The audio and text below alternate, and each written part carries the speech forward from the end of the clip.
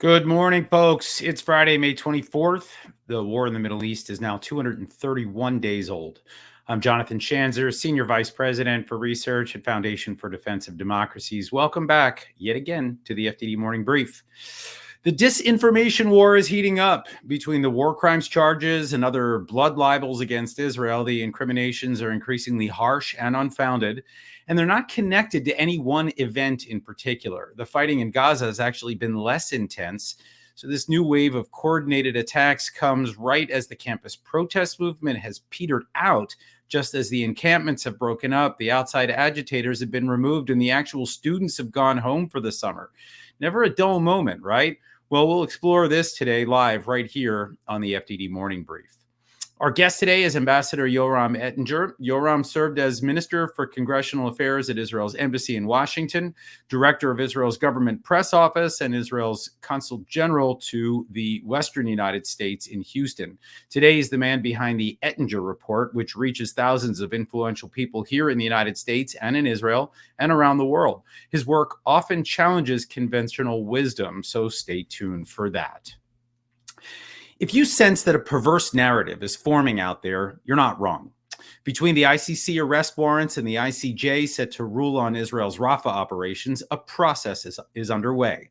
It comes amidst Orwellian rhetoric accusing Israel of things like apartheid, even though Israel is a democracy with an integrated Arab minority, like colonialism, even though Jews are indigenous to the Middle East, like genocide, even as the Arab and Palestinian populations have grown steadily for decades. These words are weapons in an information war. They're intended to delegitimize and demoralize the Israelis as they engage in withering battles against Iranian proxies on 6 fronts. Want to understand the playbook? Google Omar Barghouti. He wrote this book, BDS, Boycott, Divestment, and Sanctions, in 2011. I don't recommend reading it, but here's the upshot. He wants to turn Israel into the South African regime that was brought down in the early 1990s. On page 202, he declares, quote, "Our South African moment has finally arrived," end quote. To clarify, there are 0 historic parallels, but man, would Israel's enemies like there to be. And that's why they're delighted that South Africa has hauled Israel before the ICJ. The symbolism is what matters for those waging this campaign. That's the script that's playing out, and another script is needed, one that frames things honestly, namely that Israel is far from perfect, but it's doing what any other country would. It's fighting for its right to live in peace amidst an onslaught of organized hate. I suspect that's what Netanyahu will say, more or less, when he addresses that joint session of Congress that's now being reported this morning. Now for your headlines. Headline 1. The heads of Iran's top terrorist proxies convened in Tehran on the sidelines of the late Iranian President Ibrahim Raisi's funeral. Hamas's Ismail Haniyeh was there. So were Hezbollah's second in command, Naim Qassem, and Houthi spokesman Mohammed Abdul Salam. The Iranians in the room included Hussein Salami, the commander of the IRGC, and Ismail Qani, the commander of the Quds Force. Representatives from Palestinian Islamic Jihad, the Popular Front for the Liberation of Palestine, and Iran-backed Iraqi militias also attended. It was a real who's who of psychopaths in the Middle East. And they pledged to fight on. According to Iranian state media, the attendees reviewed the situation in Gaza before recommitting themselves to more violence, more mayhem, and more war on every front. In other words, that multi-front assault on Israel that began on 10/7 is not going to end anytime soon. Headline 2, Congress is investigating State Department ties to pro-Hamas organizations behind the protests on America's college campuses. Congressman Brian Mast launched the probe. You probably remember his appearance here on the FDD Morning Brief. Anyway, in a letter to Secretary of State Antony Blinken, Mast asked the State Department to turn over records of engagement with organizations tied to the campus protest. Mast names 20 organizations, including Students for Justice in Palestine and American Muslims for Palestine, as well as philanthropies like the Rockefeller Brothers Fund and the Bill and Melinda Gates Foundation, which may be bankrolling some of this chaos. It didn't come out of nowhere, folks. The same group of 20 are they're currently the target of a separate congressional probe for money laundering and terror finance. The chairs of the House Education and Oversight Committees launched those investigations 2 weeks ago. We'll be tracking all of it here at FDD and will report back as appropriate. Headline 3, and this one is a bombshell. Whistleblowers revealed that the Obama State Department prevented the FBI from arresting Iranian agents on American soil. It was active interference. John Kerry's State Department deliberately restrained the FBI in order to not disrupt negotiations over the Iran nuclear deal. Individuals illegally operating in the United States on behalf of the Islamic Republic, including financiers, weapons specialists, and known terrorists, were handed a free pass. I wish I could say that this was unbelievable. Sadly, it's entirely believable. When history looks back on the JCPOA era, it will not be kind. For now, Republican senators want answers. Senator Chuck Grassley and Ron Johnson sent letters to Secretary of State Antony Blinken, FBI Director Christopher Wray, and Attorney General Merrick Garland, demanding email records related to this scandal. So stay tuned. And remember, there is a ton of overlap between Obama State Department personnel and Biden State Department personnel. Interesting, right? All right. It's time for our discussion with Yoram Ettinger. Yoram has done tours of duty with the Israeli Foreign Ministry, as I noted at the top of the show, but I've been following his written work over the last 2 decades, and I think it's fair to say that he's an iconoclast. He seems to always challenge conventional wisdom. Let's see if he stays true to form today. Welcome to the FDD Morning Brief, Yoram Ettinger. Thank you very much. My pleasure. All right, well, let's first talk about the momentum lately around the world to recognize a Palestinian state. We've seen Spain and Norway, Ireland all indicated support for the measure. I'm not surprised that you would take a dim view of this, but I am certainly curious to hear your reasons for it. So have at it. Well, it seems to me that policy must be based on track record, on reality, in this case, Middle East reality, certainly not on future speculative scenario of a reformed Palestinian state peacefully coexisting with its neighbors. It's a fantastic vision. The question is, does it have any connection to reality? And when we examine the track record of the Palestinian leadership, be it Hamas, be it the Palestinian Authority, we find out that the Palestinians have become a role model of subversion, terrorism, treachery among Arabs going back to the early 1950s. We find out that the track record goes back to collaboration, alliance with rivals and enemies of the free world, be it Nazi Germany, be it Soviet Union, be it among the first one to embrace Ayatollah Khomeini, training terrorists from Asia and Africa and Europe and Latin America, and certainly close ties with North Korea, Venezuela, Cuba, China, Russia. Such a track record has a clear message.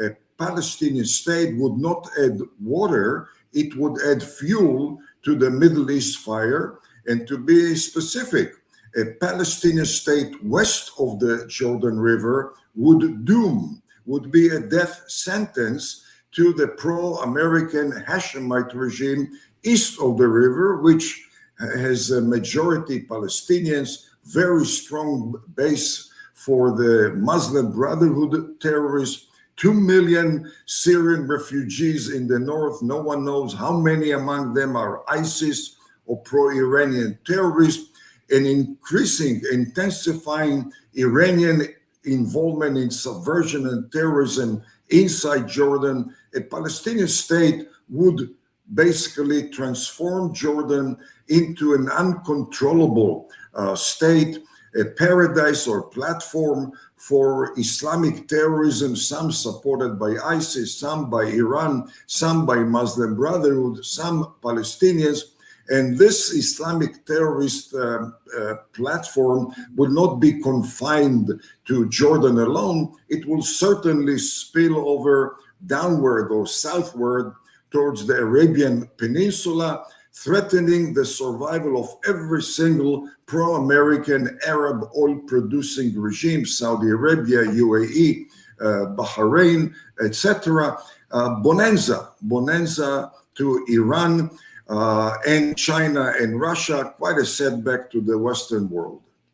That is quite a scenario you've played out here. I want to actually just pull on a thread here. You talked about Jordan, and I think I tend to agree, although it's interesting that they're advocating for the very state that you argue would unravel the country. But what about the way that Arab states talk about the Palestinian issue? I mean, you seem to believe that what they say doesn't exactly align with what they believe. So what's going on here? Well, there is a saying in the Middle East, or an intrinsic feature of the Middle East is, on words one does not pay custom, especially when the Western interlocutor goes along with a talk without examining it against the walk. And historically, there has been a very wide gap between the Arab talk, which has embraced the idea of a Palestinian state, and then the Arab walk, which has been anywhere from indifferent to pretty negative towards the Palestinian state. And the walk can be demonstrated, for instance, by 6 peace accords between Israel and Arab countries: Egypt, Jordan, UAE, Bahrain, Morocco, South Sudan, the very close ties between Israel and Saudi Arabia without a peace accord. None of that was ever preconditioned upon establishing a Palestinian state. And in fact, only recently, in November, height of the current Israel-Hamas war, the Saudi hosted a joint summit of the Arab League and the International Organization of Muslim Countries. The Palestinians submitted a resolution to stop right away all diplomatic, financial, defense, and touristic ties with Israel. The resolution was defeated by the Saudis, Emiratis, Bahrain, Egypt, Morocco, Jordan, few non-Arab Muslim countries, because they recognize what a Palestinian state do to the Middle East, and they don't want another rogue regime in that neighborhood. I think that's an important point to raise here. I mean, I remember that vote, and I think that that kind of almost flies in the face with what we see right now out of the ICC, the ICJ, and some of these other countries that appear to be supporting a Palestinian state. It's very interesting to see that these Arab countries voted against that measure. But let me ask you this. I mean, your work often deals with challenging the conventional wisdom. It's contrarian in some ways. So what are some of the other bits of conventional wisdom that we hold here in the West that you take issue with right now? Well, the attempt, the benevolent attempt, driven by noble ideas, no doubt about that. The attempt by the West has been to spread the Western values into the Middle East, not realizing that as much as we all wanted, but there hasn't been, in the last 1400 years, peaceful coexistence among Arabs, among Muslims in the Middle East. We're talking about a volcanic region, the Middle East, which is very, very different from anything known in the West. For instance, unpredictability, shifty reality, and intolerant violence, first and foremost among Muslims, among Arabs, and then towards the so-called infidel. This is a region which, unlike the West, is characterized by tenuous regimes, because all the regimes ascend to power through the bullet, violence, not through the ballot. And one day they're going to lose power, not through the ballot, but through the bullet, violence. And therefore regimes are tenuous, and policies are tenuous, and accords are tenuous. I mention all that because the West is very impatient with Israel's insistence on unique, secure boundaries. The West assumes that peace accord is the core of security. In the Middle East, with all due respect, peace accords are as tenuous as the regimes that signed those accords. On the other hand, the mountain ridges of Judea, Samaria, the mountain ridge of the Golan Heights, those are fixed elements. And there's no way that Israel could be expected in the unpredictable, shifty, violent, tenuous Middle East to exchange the fixed elements of security, the mountain ridges, with a tenuous peace accord, tenuous negotiation, as tempting as they are. And last not the least, the assumption that the Arabs do favor to Israel by signing peace treaty with them ignores reality. Egypt and Jordan and the Abraham Accords were signed because those agreements serve Arab interests. They serve Arab domestic and homeland security and national security, and all that is derivative of Israel's posture of deterrence. And posture of deterrence in the Middle East is the number one element of national security. Yeah, I do note, by the way, that countries like Jordan and Egypt have been threatening or implying that their agreements could collapse with Israel, and that would, of course, I think, undermine their own security, their own well-being. But let me ask you, and I think this is a related question. You and I were WhatsApping last night, and you wrote something that intrigued me. You said that rogue regimes are biting the hands that feed them. What do you mean by that? Well, this is the reality in the Middle East. You look at the U.S. Providing the tailwind to the Ayatollahs to topple the Shah and take over control of Iran. Well, the assumption at that time by State Department, CIA, the White House was that Ayatollah Khomeini, being anti-Soviet, being anti-communist, therefore supposedly, ostensibly very convenient for the U.S., hence, the U.S. paved the road for Ayatollah Khomeini to take over control by basically controlling, the U.S. controlling the reaction of the Iranian military, alerting them not to oppose Ayatollah Khomeini. In reaction, and by the way, as expected, the Ayatollahs took over the U.S. embassy in Tehran, held some 50 Americans hostage for 404 days, and for the last 45 years have become the chief epicenter of anti-U.S. terrorism, anti-U.S. drug trafficking, money laundering, and proliferation of advanced military systems. The U.S. did not learn the lesson, and then came Afghanistan. U.S. was the most instrumental element to facilitate the expulsion of the Soviets from Afghanistan. What did the Mujahideen do in return? They did bite the hand that fed them, and they participated in the planning, carrying out the September 11 so-called surprise. And there have been other such events, the U.S. in Beirut trying to control the Israeli pursuit of the PLO, and two car bombs, Islamic car bombs, one in the U.S. Embassy in Beirut, one in the U.S. Marines headquarters. Some 300 Americans were murdered, and the U.S. packed and left, realizing that, again, that indeed rogue element bite the hand that feeds them. And Israel learned that too. A reckless Israeli government signed the Oslo Accord, a gesture which the Arabs never pondered to accord the Palestinians. We did that, and in return, unprecedented wave of anti-Israeli terrorism, by the way, as expected by anyone who could read the writing on the wall. But when one is addicted to noble ideas, determined to bring about or to subordinate Middle East reality to alternate reality, then one learns the hard way and keeps being bitten by rogue regimes. Yoram, last question for you, and we're going to have to wrap up quickly here. But you've written a ton over the years about demography in Israel and the West Bank and the Gaza Strip. And I think this is actually probably the issue that I most closely associate with you and your writings.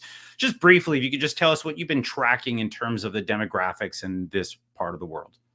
Well, I represent a team of 3 Americans, 6 Israelis, which has researched the issue since 2004. The bottom line is very clear. Not only there is not an Arab demographic time bomb, but there's unprecedented demographic Jewish momentum in Israel. And today, or to be exact, December 2023, the average number of birth per Jewish woman in Israel is higher than any Arab society other than in Iraq. And it's not only because of the very high fertility rate among ultra-Orthodox Jews. In fact, the ultra-Orthodox have come down moderately due to growing integration into the employment and the academic market. But it is precisely because of the secular segment in Israel. Israel is a unique country where there is direct or positive correlation between the level of income, level of education, and the level of fertility. In any other country, the higher the education, the higher level of income, the lower fertility. Not in Israel. And the reason, according to all studies, is very high level optimism, patriotism, and attachment to roots. When you're optimistic and patriotic, you want to produce more children, because who will take care of the country when you're gone? Who will take care of the roots when you are gone? And this has been a blessing for Israel's economic growth, scientific, educational growth, and military strength. Yeah, you've been, I think, beating this drum for quite some time now, and I think a lot of it actually was at least prompted in part by, the warnings of some kind of a demographic time bomb that Israel needed to, move quickly to separate from the West Bank or the Gaza Strip, because they would be taken over by overtaken by Palestinian demographics. I think you've pushed back on that, and they do it again. Yoram Ettinger, we're going to have to leave it here, but I want to thank you for joining us live today on the FDD Morning Brief. Thanks for joining us. Thank you. Okay, here's what FDD has on tap for you today. FDD international law expert Ord Kittry teamed up with retired Army law of war expert Jeffrey Korn for a piece at The Hill. They highlight President Biden's condemnation of the ICC's arrest warrants for Israeli officials. Ord and Jeff underscore, among other things, that Hamas Ministry of Health casualty data bolstered the latest actions from the kangaroo court, as they call it. The two advocates for a clear and consistent message from the U.S., that's what they offer there, namely that responsibility for the innocent lives lost in Gaza lies overwhelmingly with Hamas, the Iran-backed terror group that started this war. Tehran's axis of resistance grows bolder amidst perceived weaknesses in America's Iran policy. That's what my colleagues Behnam Ben Talablu and Saeed Ghassaminejad of FDD say, alongside experts from the Iranian-American group Nufti in a joint new memo. The team presents a comprehensive plan for 10 measures the United States should take to support the Iranian people while applying maximum pressure on the regime. And with an update from the IAEA coming, the UN nuclear watchdog, that's due out any day, FDD's Andrea Stricker and Anthony Ruggiero have launched a new webpage that visualizes everything you need to know about Iran's nuclear program. Their work includes graphics on breakout time, nuclear stockpiles, and Iran's troubling nuclear track record over time. You can check that out. That live resource is at fdd.org/nuclear-Iran. That's a wrap, folks. Read our expert analysis on our website, fdd.org. Read our quick takes on X at FDD, and support our work with a tax-deductible donation at fdd.org/invest. We will not be broadcasting on Monday as FDD's beleaguered staff takes a well-deserved day off to mark Memorial Day. But we'll be back on Wednesday, though, with special guest Carrie Filippetti. She runs a great shop here in D.C. called the Vandenberg Coalition. That should be a fun chat. Thanks for joining and enjoy the long weekend. I'm Jonathan Schanzer signing off for FDD.